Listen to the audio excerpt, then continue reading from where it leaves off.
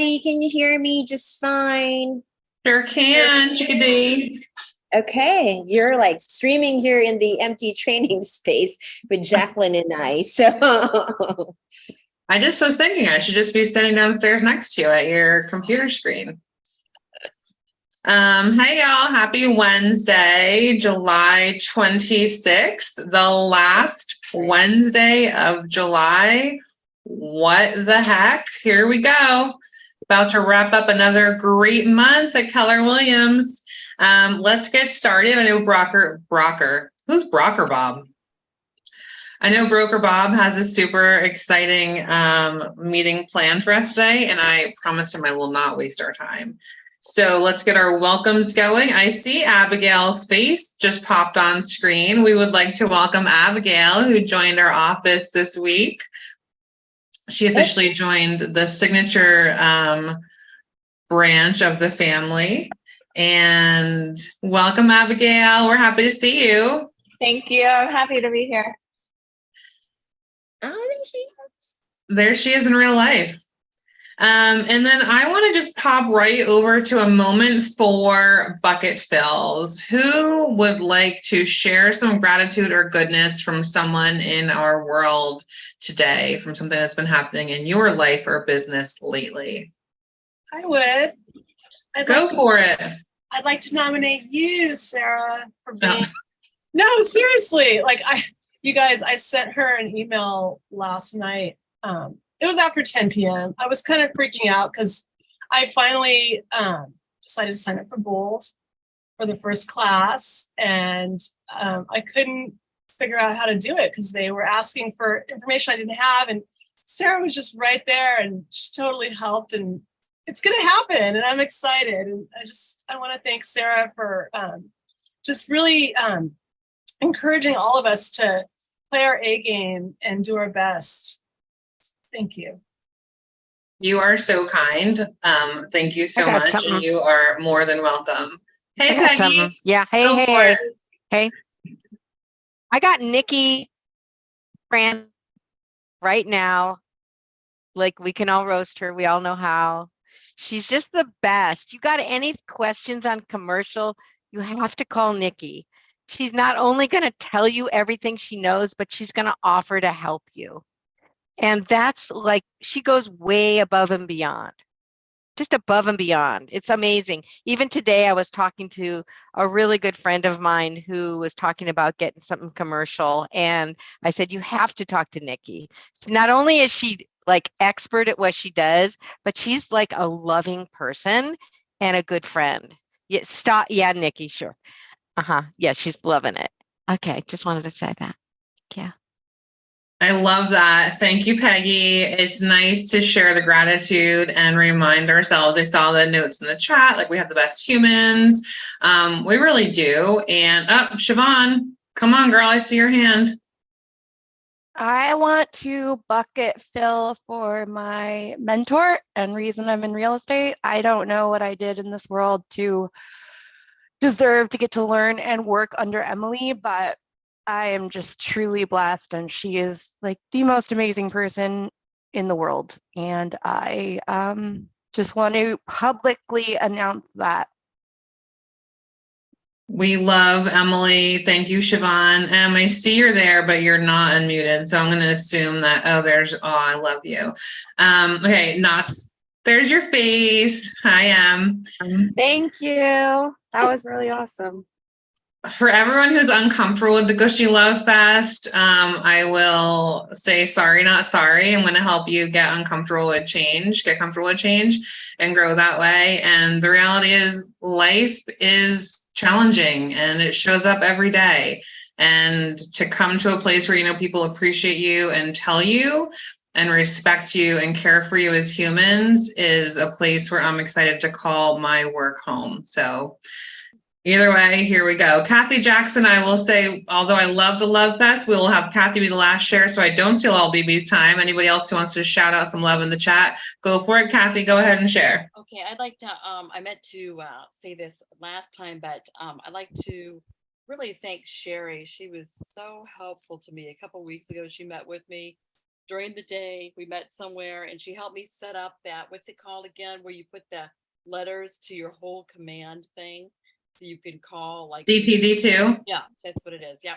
So she helped me get that set up, and it was so helpful. She took, at least an hour out of her time to do that. And then also Nick's always really helpful as well with advice. Stuff like that. That is so good. Thank you. So the moral of the story, you guys, is if you have questions, ask, because somebody here knows how to do the thing you're trying to do, and we can all be better together.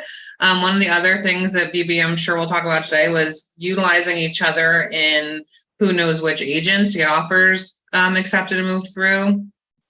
I will not steal his spotlight with that, and I will stay on my agenda, but let's keep going. So, Wait, what?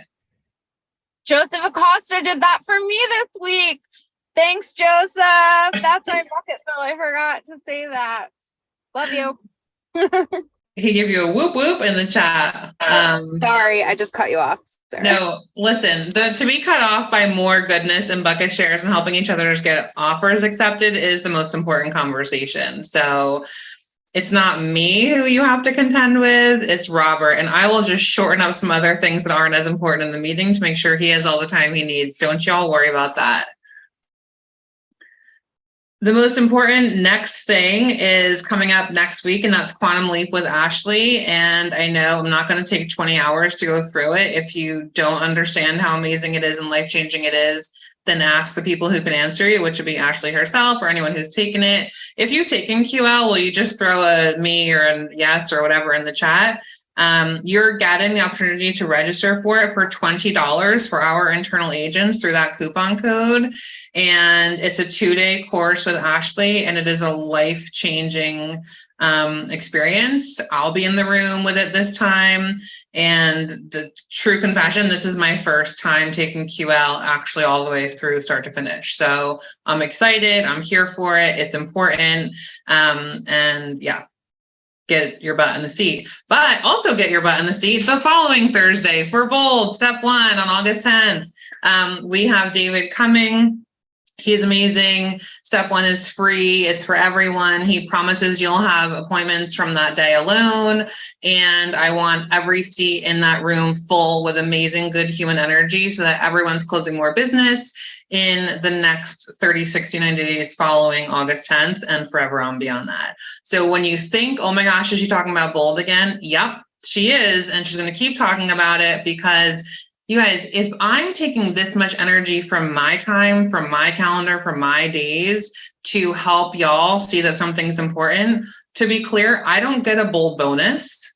I don't get credits for whoever signs up. I am no way financially compensated for getting your booties in the seats at Bold. And I feel like maybe that's important to say because I am taking a lot of energy to get you in that room because I believe so passionately that, like Emily said, her first Bold as a new agent, she wrote 7 contracts in 7 weeks. Wow. Does anybody want to write 7 contracts in 7 weeks? Okay, August 10th. Those are your 2 assignments. And tomorrow, we also have Miss Judy running her open house clinic at 1 p.m. And if anybody's looking to learn more about open houses and all the goodness that she shares from those, please come to that as well. I promise I won't talk about too many events on meetings, so that's it for events. And I'm right on time to move to Coaching Spotlight, BB. Hey, Sarah, thank you very much. Sorry to unmute myself. Hey, everybody, happy Wednesday. I'll be back in a bit to talk about the topics we're going to talk about today, but let's give some shout outs for people in the coaching program. On Team Deborah, Kelly Fernandez sent out her first referral. Congratulations, Kelly. That's mailbox money. We like that. She also got her first BRBC signed from someone she met at an open house. What? Open houses work? Congratulations, Kelly. Really proud of you. And Barbara Sullivan sent out a referral. She's in launch. Barbara, love you. Even though I had to help you with your DocuSign, love you. Anyway, congratulations on that. It's all good, Barbara. New agent stuff. So enjoy that. All right, back to you, Sarah. Look at that. Even with that mute delay, we're still just flowing effortlessly through this conversation. All right. And I wanted to make sure we had time to get to property pitches today. So who has a property to pitch, a listing coming soon or recently listed that you want to get everyone's eyeballs and ears on? Go, Kathy. I think I might have mentioned it at one other meeting, but I've got this, or at least on Facebook.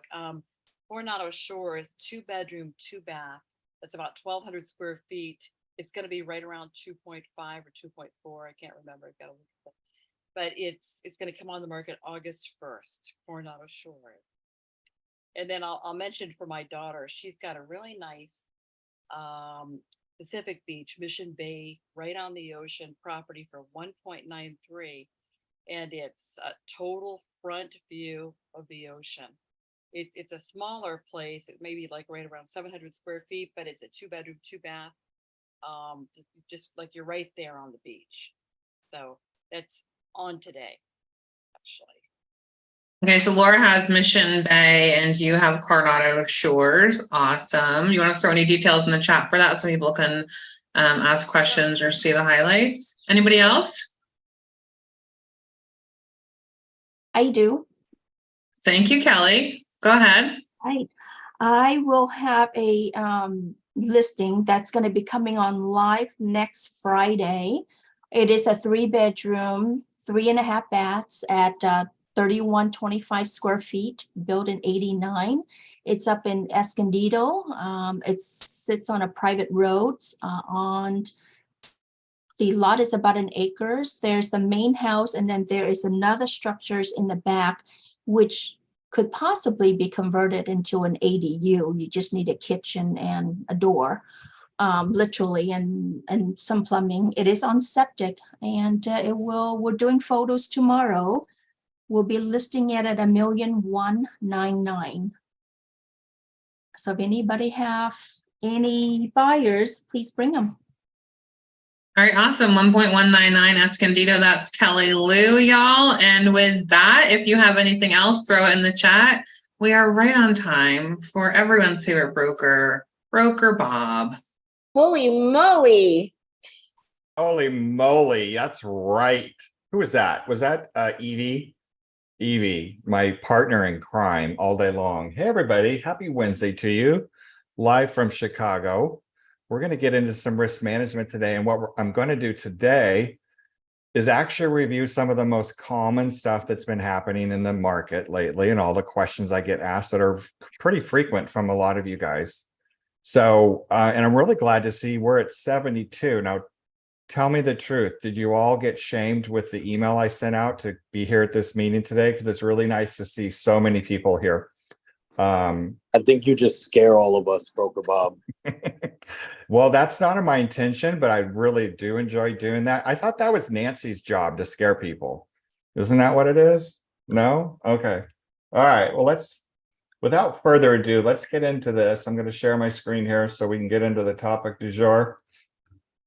Hello, move that over there. I'm going to start the slideshow. Can everybody see that? I take that as a yes. Did you know that today is National All or Nothing Day? What? National All or Nothing Day? What's that mean? Well, it is the day to give your all for every task or dream that you've embarked on. This can either be a sport, an assignment, a friendship, or even a CrossFit workout. And yes, even your lead generation. The key is to break the limit your mind has set and allow yourself to take risks. That's why you guys should be at least coming to First Step to Bold. Trust me. I'm going to share my little story about Bold. That why you want to come to at least First Step to experience it. If you haven't pre-registered, you've got to get you registered because we only have a certain amount of people we can fit in the room. Many of you don't know, but in 2014, I had a brain injury and I was off from work for a good year. And I came back after work. I had to learn how to walk and talk and speak and just remember stuff. And when I came back, I was still like in a fog. And the one thing I did know was I need to get into bold because I've taken bold a total of 15 or 16 times. I've lost count. But up at that point, I was up to like maybe 7 or 8. And I know bold is, to me, it's a mindset conditioning course that will help you power through your blocks that are mentally blocking you during the 7 weeks that we have it. And trust me, if you just at least come to the first step, you will get through a breakthrough, as I did when I came back. That first time I went into bold was the best thing for me as I was trying to navigate back into a world I didn't recognize. And so that's my pitch for bold today. Sarah, was that okay? It was unsolicited and perfect. Thank you, Robert. Perfect. So everybody's coming to first step. Okay. So here's the agenda today. We got some hot topics. We're going to go over the new buyer insurance advisory, which you guys need to be aware what's going on out there. You've seen the reports. We're going to go over the defensible space review again. That's because it's a tinderbox in the state of California, and the biggest challenge is most agents don't know how to do this form. We're going to review the TOPA. That's the addendum that's used when you're making an offer on a property or you're representing the seller that has tenants in it. And I'm going to review the title theft scam again. And then, of course, we're going to talk about Mark's initial review. But before we move into that, we actually have something off topic guest speaker for about 10 minutes. Chris Spade wanted to speak for a few minutes about something near and dear to my heart, and that is Pro Standards and Grievance Committee at SDAR, where we sat on a committee. So Chris, go off of mute and let's talk about what you want to present today. Could I share my screen for just a quick second? Yes. We're going to do that? Let me go ahead and do that. Chris, you should be able to share now. Okay, perfect. So, for those of you that may or may not know, I, along with Robert and Deborah, sat on the grievance committee for 3 years, and in 2022 I was the chair of the committee. The association asked me to come on to talk to you guys just briefly about what the grievance committee is and the professional standards committee, and to pass some information along to you about that committee. So essentially what the grievance committee is if you have been involved in a transaction with another agent and that transaction was less than stellar, and you feel that agent had violated any of the realtor code of ethics, then you have the opportunity to file what's called a grievance. And so it can be you just have to go through the code of ethics, and you have to fill out a complaint form that gets submitted to the San Diego Association of Realtors Risk Management Department. And once your complaint goes through, then the grievance committee meets and reads that complaint. They have 3 people that review the complaint, and then the review panel presents that complaint to the entire group, which is about 40 people. From there, the group then decides whether or not there was a violation of the ethics and whether or not to move it on to professional standards. And what you need to know about the grievance committee is that it can be done, an agent can file a complaint against an agent, and a member of the public can file a complaint against an agent. Okay. And the other thing that you should know is that if there is a complaint that is filed to the grievance committee and you are what we call the respondent, meaning somebody complained against you, then you do not know that a complaint has been filed until it goes to the professional standards committee, if it makes it there. If it makes it to the professional standards committee, then you are notified by the risk management department that you are up for an ethics hearing. And an ethics hearing is not something anybody wants to go to, because once it gets to an ethics hearing, then you go and you have a 3-member panel of the professional standards committee, which is now what I sit on. And we go over your entire case, and it can take up to 8 hours. and sometimes attorneys are involved. And we determine whether or not you did violate the code of ethics that were being alleged.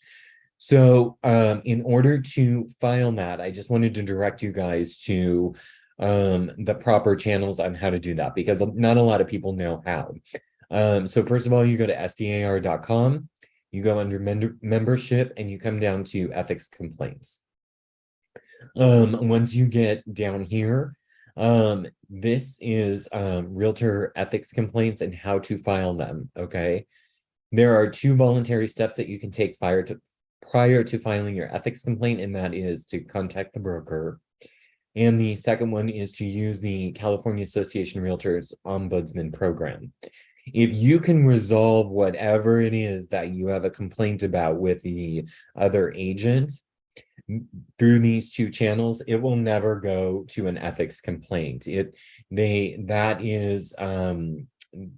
is handled for whatever it is, that be a commission dispute, whether or not somebody came into your listing and they weren't supposed to, or if they solicited your seller and you had an exclusive right contract, whatever it is.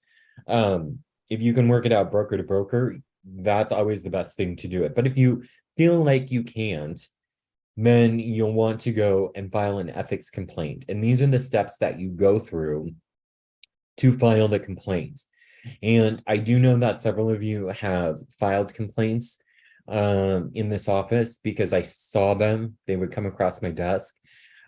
Just so you know, if you file an ethics complaint with the grievance committee, if I recognize a name that passes my desk, then I have to recuse myself from the case. And so Deborah Brown and Robert and I all sat there. So if there was any Keller Williams agent, whether or not we worked with you or at any other brokerage, we recuse ourselves from the case. So we don't even read it.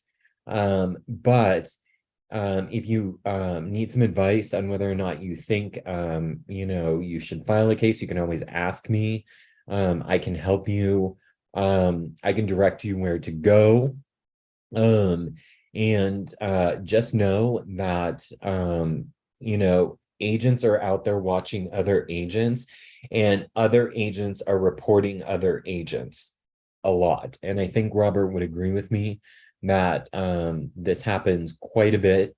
And sometimes it's as simple as forgetting to put on your advertising, if your home is listed with another agent, this is not meant as a solicitation. That kind of stuff comes across. So I just want you guys can all read this, but this is how you file the ethics complaint. Just know that if you are filing the ethics complaint, that you need to have evidence to support your complaint. You just can't say, Nikki violated Article 157 and MLS Article 2, 4, and 5. You can't just go and say that. You actually have to have the evidence to support that, because if you give it to the grievance committee and just say, Nikki did this, and we don't have any evidence to support that, we're not going to move it forward because there's nothing there. You can have the decision of the grievance committee reviewed by the board of directors, whether you feel like as the complainant that your case should have moved forward, or as the respondent that it should not move forward, and the board of directors can make a decision as to whether or not to move it forward to professional standards, where you actually go in front of a panel for an ethics hearing.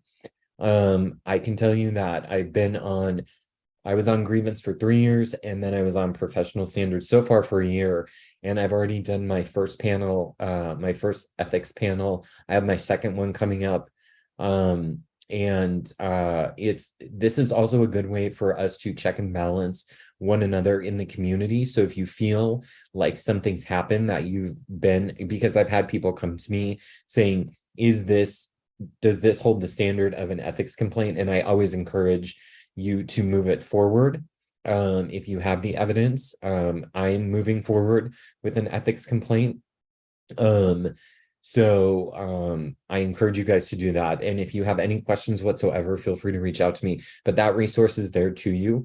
The only way that we can help make our community better, our real estate community better, is by educating one another through this. And so that's why sometimes if we are on these recorded meetings and it's going to YouTube and I tell you, and I interrupt and say, don't say that. Trust me, I'm not saying it because I'm trying to be a know-it-all. I'm trying to say that to you because I don't want you to get in trouble. I don't want you to say things like it was a family home. It's this, it's that. I know some of you have gotten upset at me and said, you're not my broker. And I'm like, okay, whatever. If you get in trouble, it's on you, not me. I'm trying to help you. This is not me being but I'm telling you, like, these are the things that come before. And Robert will tell you, we've seen some doozies, and we can't go into details on them, but yeah, it's not us trying to be mean. It's not me trying to tell you I know more than you. It's just me going, hey, Andrea, you might want to think about that, because that's probably not something you should say. Because I know Robert doesn't like being hauled into ethics hearings, and I understand he's been in a couple. Well, been in a few, but we stave them off. Chris, thank you very much for sharing that. And as always, Chris and Deborah and I have all sat on grievance. Deborah's on it right now. Ask the three of us if you ever think you need to file. Most people will call me, but I can walk you through it, but also Chris and Deborah. And we recommend you also go to SCR and sit on grievance or any other committees at SCR. Be involved in the association because you network with other agents in that area. All right, let's move on. Want to make sure, can everybody see my screen? Can you read that? Because I'm not going to go to full screen because I'm going to go back. Sir. Okay, perfect. So here's the hot topic we talked about at the last risk management meeting at SCAR. You may not know that the city is pushing to make homeowners responsible for all the repairs and liability actually on city sidewalks. This is the city of San Diego. So why is this important to you? So if you are representing a buyer that is looking at a property in the city of San Diego and the sidewalk in there is in complete disrepair, in other words, there's maybe a tree that's bumped up this the walkway and it's pretty jaggedy and it looks like it needs repair, you should refer this information to the home buyer to let them know, just so you know, the city is making, it is a state law in the state of California that the homeowner is responsible up to the sidewalks. And so this is a big responsibility now because there's like $158 million in repairs that in sidewalk repairs in the city of San Diego that they haven't caught up with. And if any of you have walked in some of these old neighborhoods, you know what I'm talking about. So be aware of that if you're representing a buyer. That's to let them know about the possibility. Now the city's trying to work out a program to make it easier for the homeowner so that it doesn't cost as much, but it's a city approved vendor that does their repairs. So just be aware of that. You guys have access to all these documents, this PowerPoint today, and within this PDF, there is a link to an NBCSanDiego.com news report. I won't do it now because it's about 10 minutes, but if you want to go back and listen to that news report or just Google homeowners have to pay sidewalk repair, City of San Diego, and NBCSanDiego.com, you'll be able to hear the report. That was a good report that explained what's going on in the city. Hey, Robert. Yes. Sorry. Quick question. So when you mean it's the homeowner's responsibility, is it their responsibility to report it, or is there financial responsibility? Financial responsibility. And is this from driveway? And it's also, so here's the driveway and here's the street, the walkway. It's that walkway that they're responsible for? It's the sidewalk. So the driveway is the owner's responsibility, but it's the sidewalk that's in front of the house. Ah, okay. Yeah, homeowners are responsible for that section. Oh. Well, and Robert, you had said that it's made it sound like it's something new, but this has been ongoing. They're just getting serious about enforcing it lately. Yes, exactly. Because there's, like I said, about $158 million in repairs that need to be made, and they haven't been made. So just be aware of it. Listen to your local news. Even though I'm Chicago right now, I'm still keeping up on local news. You guys should be looking at that about anything that's affecting homes in the city of San Diego. Okay. All right, let's talk about insurance. Who has tried to get insurance on a property lately and they can't? So as you know, several insurance carriers have stopped insuring in the state of California. So because of that, we are going to implement a buyer insurance advisory on any buy-side transactions within both of our brokerages. And this is important because what typically happens is that people forget insurance until the last few weeks. Like they're not getting to check to make sure they get insurance, because so many insurers have pulled out and some of them are making it even harder to insure. We need to do this very upfront at the beginning of a buy-side transactions. So this buyer insurance advisory, the best practice would be to do it at the buyer consultation and get this signed and talk about this early on in the transaction, not when you've gotten into escrow and you're 2 weeks prior to close of escrow and the buyer's scrambling for insurance. So especially if it's in the outlying areas that are in either a high or a very high fire zone area, you should be really knowledgeable about this, but also present this early on in the relationship with your buyer to make sure that whatever properties that they're making offers on, that they're able to get insurance. I did ask Joe Guido to be on the call here today to actually talk from an insurance standpoint. He's not here because he's in Hawaii having a nice vacation. Hopefully we can get him on in the next few weeks to talk about how he's navigating through getting buyers to have insurance. But this is now going to be released in the forms, in our templates in our forms. It's also accessible on the KW Metro Google folder, and it's accessible in all the documents you're getting today.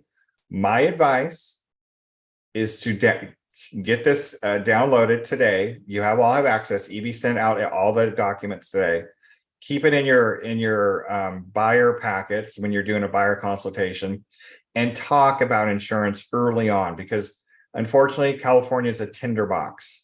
So between fire insurance, flood insurance, earthquake insurance, and all the coverages that are necessary in California, it's really a good idea for them to be educated early on.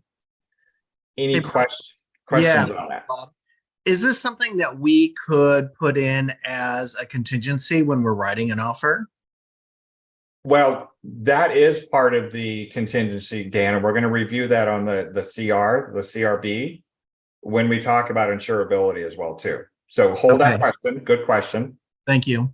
But have this in your arsenal at the very, very early on, not in the last 2 weeks, you guys. This is really important because insurability is a big thing. And now we have this buyer insurance advisory that we've created in-house that actually was shared by another brokerage. They are allowing us to use it, but hopefully we know CAR will be doing their own document soon because this is pretty pressing from a statewide standpoint. Okay. Let's go into that. Actually, Dan, we'll talk about that right now. The see if I can find it.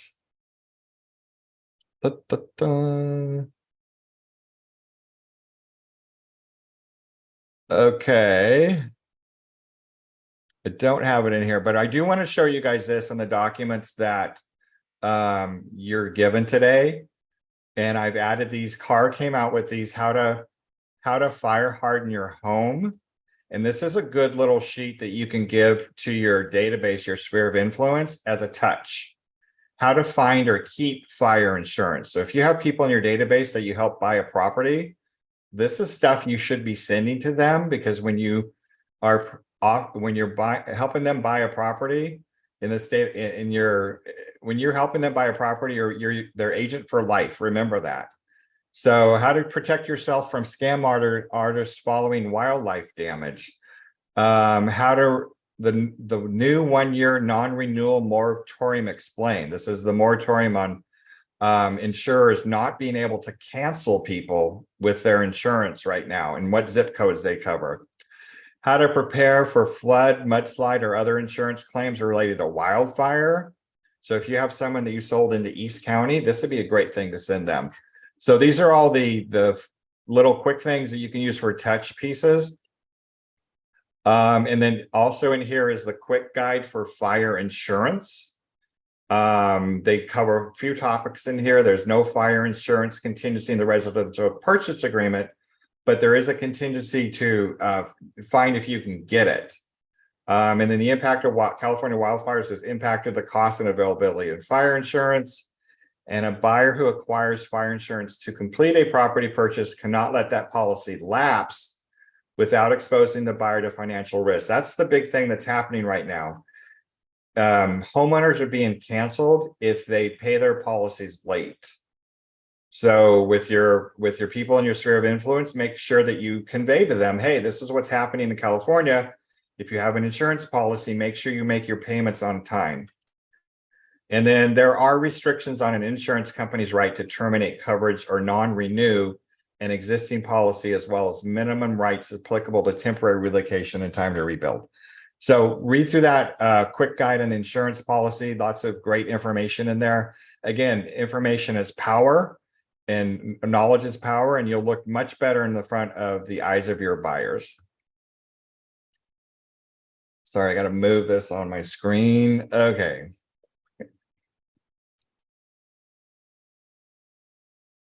Next thing we get a lot of phone calls on are dispensable space, the FHDS forms. Show of hands or thumbs up on everybody that's been so freaking confused on this that you don't know what to do. And you've called Mark several times, I don't know what to do. So we get a lot of calls on this, on the FHDS, which is the home hardening. Well, I'm going to go right into that right now. But first, let me review this. The FHDS and 5 other forms are statutory documents that are required in all transactions. So it's the FHDS, the TDS, the SPQ, the NHD, the listing agent's ABID, as well as the lead-based paint disclosure. What happens is if any of these are missing in the transaction and the seller did not give it to the buyer in a timely manner, that buyer can still cancel the contract even if they've removed all of their contingencies. So be aware, these are what I call them the dirty 6. Mark should say you shouldn't call it the dirty 6, but it's the dirty 6. These are the documents that are, if they're missing in a transaction, that a buyer could actually cancel the transaction and get out of it because they were missing. And what is missed a lot is the ABID, the listing agent's ABID. So make sure you get those listing agent ABIDs done early on in the transaction. Otherwise, the buyer has the ability to cancel. So let's go look at the, there's a quick guide on the defensible space, but I made up something that's going to be a little bit easier. First step for you guys is when you are representing a seller, there's this form called the DSDT. And it's basically a decision tree on what you need to do to determine how you need to fill out the FHDS. So this is the first step. You get the DSDT and go from step 1 to step 2 to step 3 to step 3.1, step 4, step 4.1. And that will determine how your seller needs to fill out the FHDS. So when you are taking a listing and you have your sellers and you're guiding them through the disclosures and having them fill out, this is the one thing that everybody gets confused with the most, is how do you fill this out? So this should be in your arsenal as you help your seller walk through using this form to determine how they're going to fill out the FHDS. And then once you've figured out how you fill out the FHDS, then you get this form, and this takes you into the next step and next phase on how to fill it out. But all that's really freaking confusing. So I've made Broker Bob's little how-to in a quick guide And where At the it top. is. Thank you, Dan. My eyes are old. So this is the steps that I think is the easiest for me guys to walk you guys through so you guys can get a grasp on this. You take a listing. First, you got to check to see if it's in a high or very high fire zone. And you typically get that on the NHD. You have resources with CAL FIRE to find that out, but the best place is the NHD report. So get really cozy with an NHD rep in the office. Okay. You're going to find out this is a state designation if it's a high fire or very high fire zone. Now, cities and counties will have designations as well, and we'll address that in a bit. So then the next step, you get the defensible space decision tree and figure out what to do. And it's located in the CAR library. That's step 2. Step 3, if it is in a state high or very high fire zone, then you get the fire hardening defensible space disclosure addendum FHDS and start filling it out. Guide your seller when they fill this form out. Discuss that this form is not only an advisory, but it's an addendum. And we love our legislators in the state of California. They create these laws, but they don't think real world examples of us in the field on how we have to navigate through it. And that's why there's been so much confusion on this form. So the FHDS is not only an advisory, but the addendum that actually is what ends up being contract language. Meaning, is the buyer going to be responsible if there has to have defensible space around the property? Or is the seller going to be responsible and take care of it? That's what is in section 3 of the FHDS. And I'll go over that in a second. Now, if the property is not in a state high or very high fire zone, then there is a possibility there is a local county or city local designation.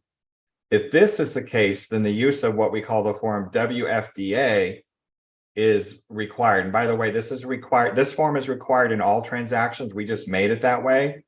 But if there is a city or local vegetation management ordinance, then you have to put in the WFDA anyway. So how do you find that out? The Google machine. So if it's in the city of San Marcos or let's say Encinitas, Google Encinitas local vegetation management ordinance. See if there is any. Item 6 and 7, I've given important points for the listing agent, standard of practice, helpful hints, and then 7 is for buyer's agent. So listing agent, get a listing, get an NHD prior to going to market so you know what you're dealing with. Make the repairs, discuss with the seller if they want to make the repairs, or do they want to not make the repairs and pass it on to the buyer? Or if they don't do the repairs, then the buyer may ask during the request for repairs using the RR and decide what the seller, and at that point, the seller can decide what they want to do. So that's kind of like 3 options when you have a listing. When you discuss with the seller, do you want to make the repairs? Do you not want to make the repairs? Pass it on to the buyer. But if you pass it on to the buyer, remember, the buyer might ask for it during the request for repair process.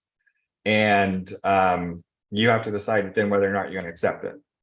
If you're the buyer's agent, standard of practice, helpful hints. Know if the properties you're writing on, if it's in a high or very high fire zone, or is in a local designation not requiring work. Reminder, the FDA is required in all transactions. Now, as a buyer's agent, you're left to the brain power of the listing agent you're dealing with, and not all listing agents out there are as trained and as educated as Keller Williams, Metro, and Signature. They're just not as bright, and probably they don't know. That's why you have to do your research to make sure if they don't know. And when making offers, know what that property designation is, and then proceed with the FHDS that the seller will send over in the disclosures, and see if the seller actually happened to fill it out. Why? Because the seller's agent, if they didn't fill it out, it's because the seller's agent probably didn't guide them to properly do so. And if they didn't fill it out, we don't kick it back because we don't want to have, we don't guide the seller how their disclosures are not filled out right. But if a buyer needs to prevail in mediation or litigation later on, we don't want to dictate and minimize their ability to prevail on the claim. Okay. So let's go into the actual form where if you're getting to, so on section 3, this is where, and Mark is on the phone, and Mark says that sometimes that we get some of these from the sell side not even filled out. And what this area, section 3, is basically outlining in section 3C who's going to pay for it. It's the buyer and seller agreement. Is it going to be the buyer responsibility? Will there be the buyer responsibility with local vegetation? Is it a buyer responsibility with on all that stuff, or is it going to be the seller responsibility? So that's why these boxes need to be looked at when you are representing the buyer, and this is sent over in your disclosure packet. You should be reviewing them before you send over to your buyer. And I know sometimes this can be a challenge, because if you don't understand the form, how are you going to explain it to the buyer? Mark, have I covered everything in there? Yeah, pretty much. I was going to mention that other form that's attached to this one, the DSDT. I'm almost certain that the programming in zip form is set up so that if you complete the DSDT, it will pre-fill the correct fields in the FHDS for you. So if you're working in your zip form program and you have that form open and you're going through and answering those questions that are on the DSDT, it should populate those responses into the form and help you fill it out. Keep going while I'm pulling something up on my computer. For some reason, I must have deleted the CR because I want to review the CR for insurability. I think the most important takeaway on this, FHDS issue is that you have to get a hold of an NHD in order to find, what the status of the property is. And you'll see on that NHD page where it says the property is or is not located in a high or very high fire severity zone. That is a state designated classification. The second line below that says a wildfire area, that's a local designation. And the law that created this FHDS form, AB 38, is a state law. So if you have a property that on the NHD it says it's in a wildfire area, guess what? It's a local thing, so that FHDS doesn't apply. But if the box is checked, says yes, it's in a high or very high fire severity zone, then that is a state designation and the FHDS is required. I know it's confusing, you guys. Sorry. Hope we're not losing a lot of you. Okay, let's go back to the new buyer contingency removal form. This was changed in June of this year. Some of you may or may not be aware, actually. But they did add some more check boxes on it in regard, and it's now called the CR-B, just FYI. So if you are using templates and you haven't updated your templates to the new contingency release CR-B, you have an outdated form. Make sure you have the CR-B, not the regular CR. But what they've done in here is in the CR form, CR-B form, they've added some items under item number C, where it says either one, the entire buyer's investigation contingency or only part of it related to inspections concerning physical attributes of the property, or all buyer investigations, including insurability other than the physical attributes, or the entire buyer's investigation contingency except fire insurance, flood insurance, or other. So I believe that was the change on this, right, Mark? This area where they added this. Correct. And then there's one bogey that we have to know about too, or remember too. Like if you're using the RR and the RRRR forms, and there's a section on that form that says the buyer releases all remaining contingencies. And guess what? You don't want to do that because you still want to look into this fire insurance issue. You have to use the CRB form and not grant that contingency removal on the RR or on the RRR form, because you'll take away your buyer's right to the, well, you know, the fire insurance investigation if you agree to do it on the RR or the RRRR form. And I believe I brought that in.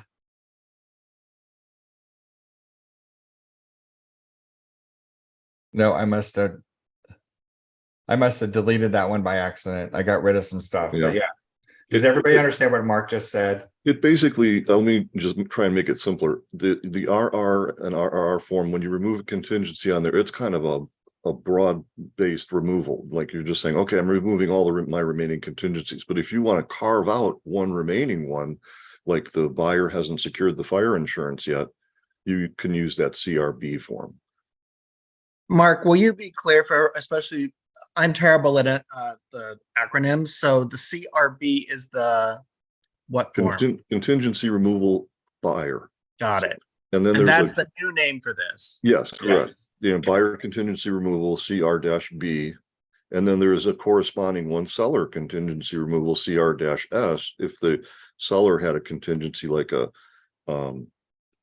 like the SPRP, the seller's purchase of replacement property. That's a contingency that the seller has that they have to release. So there's a form for each party. Which is great, because originally we just had the one form. Right. Now they've broken that out and made it better, because there are a lot of SPRPs, the seller purchase of replacement property transactions, that there was a seller had to remove that contingency and they had no form to do it in. Okay. The next thing is is there a question? Any questions on the CR-B? Perfect. Okay.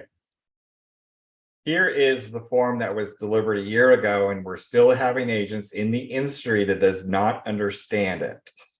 So I want to review it again. Nobody in our office, but you guys need to be aware that agents out there in this industry don't understand how to sell a tenant occupied property that a buyer will want to occupy, and they're expecting the tenant to be vacated prior to close of escrow. So what this addendum does, it basically outlines what happens if you represent a buyer and it's a tenant occupied property and the buyer is expecting for the tenant to be removed prior to close of escrow. It outlines what happens if that doesn't happen. And that is done in section 1B. You're going to check that box that you want. If it's a tenant occupied property that your buyer wants to occupy, you're going to check that box to be delivered vacant. And the property or units, whether or not, if it's up to 4 units, which one will they move into? Are they going to move into unit number 1? Do they want only unit number 1 and 2 vacant? Do they want 1 through 3 or 4? Whatever it is, whatever the scenario is. So you want to get rid of all those tenants. Now, if the seller, item number 2, if the seller, after exercise of good faith, attempts to, and subject to applicable law, is unable to remove the existing tenants. This is the big thing that's happening because of all these eviction moratoriums. And by the way, when tenants have been in a property for 30 years and they've got below market rent and they've got to go out and find something new to move in, they ain't moving. And it's a big cluster for you guys. So section 2, what it does, it outlines what will happen. If the seller can't remove the tenant 5 days prior to close of escrow, 2 options can happen. The buyer can cancel the agreement, and the buyer's sole remedy shall be return of the deposit and the buyer's reasonable out-of-pocket expenses for inspection reports and appraisal fees, and under the agreement, or the buyer may elect to proceed with the transaction with the tenants in possession and waives any claim for other damages. You will never, ever, ever put your buyer in harm's way by allowing item number 1, 2, I to happen. Because if you do that, then that buyer now becomes a landowner in the state of California, and they are subject to all the rules, rights, and regulation of a property owner in the state of California. And they would be responsible for removing the tenants after close of escrow, which you don't want to put that buyer in. So unfortunately, what it would probably be if that seller can't remove the tenants, get some pressure on it and see if they can get the tenants out. But if not, you should recommend that the buyer cancel and go find someone else. And I know that's not a fun thing to say, but I'm saying this because you've got to protect your buyers. This isn't about a sale. This is about protecting your buyers. Now, what do you need to notice? And this just happened recently. You have a tenant occupied property that your buyers made an offer on, and you're trusting that those tenants have been notified. We're in a situation right now where the tenants were not notified. And our agent gets into a transaction, and then all of a sudden they find out that the seller can't deliver the property vacant. And now the buyer's left with the decision of either canceling or attempting to get the seller attempting to get the tenants out. So be really careful with tenant occupied property offers if your buyer is expecting to move into it. And ask the listing agent, who maybe we can, well, they're just not all bright, okay? They're not as bright as you guys. Ask them, was notice given by the seller to the tenant, and when was it given? And ask for proof. Yeah, you could ask for a copy of the notice to terminate tenancy so that your buyer knows what's going on. One other thing about that TOPA form is that it's not just if there's a tenant, it's any adult living in the property other than the seller. So like if they have in-laws that are living with them, that's considered basically a tenant, whether they're paying rent or not. And so you have to ask a couple questions of the listing agent. Is there anybody living in the property other than the seller or the tenant? And then that TOPA form gets used. Now, some of you may be wondering, well, what if you don't use the TOPA form? Then what? It's a little risky for the seller, because it gives them more exposure. So a seller has a property, they're trying to sell it, has a tenant in it. They enter in a purchase agreement, 30-day escrow, can't close because they can't get rid of the tenant. Well, the buyer's only recourse in that case is to sue the seller. And that's probably not good for the seller. So the TOPA gives the parties a pre-agreement about how they would resolve the dispute if it arose. So that's what the TOPA form's actually about. All right, I got time for one more. I got time for one question, Peggy, if it's quick, because I got one more topic to talk about. Is it okay for the buyer, if the tenant is still in there and it's getting to the 5-day period of close of escrow and so we're 5, 4, 3, they're still there. Can the buyer just say, we are not closing escrow until they're gone? Well, that's the discussion that will happen. And every case is different, but that's a good question. Every case is different. Now the buyer and seller are basically back at the drawing board to figure out what to do. Thank you. But the TOPA allows that buyer to cancel and get all their costs back that they were in. That's why that form was created. Okay. Thank you so much. Final thing, I talked about this last week and the weeks before, but title theft scams, you all got this in your email, you should have, and it's getting bigger. So here's some things to notice. So here's what they typically look for. They look for vacant properties that don't have any loans on them, or maybe vacation rental properties or vacant properties. These are easy properties for people to think, oh, great, I'm going to get a listing. And who are they targeting? They're targeting agents that don't do a lot of volume of business. That's overall in the state of California. So that's not a statement about anything. It's just who has been targeted are people that don't do a big volume of business. And what they do is they refuse to meet in person. They want to do everything virtual. And they want to make sure that everything they do is, virtual. They only communicate via email. They might have a phone, but it might be a burner phone. So how do you guys prevent this scam as a real estate agent? Before accepting a listing, you need to take these steps. always either request an in-person or virtual meeting. Matter of fact, that's broker guidance right now, in person or virtual. It can't just be the phone.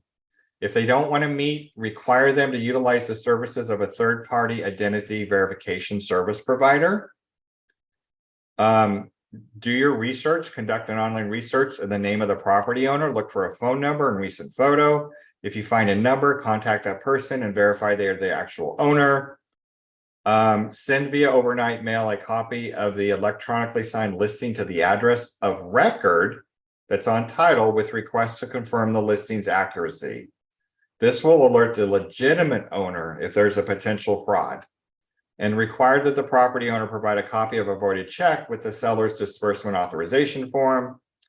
I won't go into those, but what you do is make sure there are not virtual meetings. You have to do either a virtual with the camera on or in person, and pull that title, and you send that listing agreement to the address via mail to the address of on title for record. Okay. I know we covered a lot of stuff today. You guys have been great. Any questions about that? Last minute, we went a minute over. I appreciate you all here being today. We had a total of 78 people. 81. We Congratulations. hit 81. Don't you worry about that, BB. You are the most popular broker in the world. Well, I am the elite broker of San Diego County. So thank you, everybody, for listening to all of us for this hour, and we'll see you soon.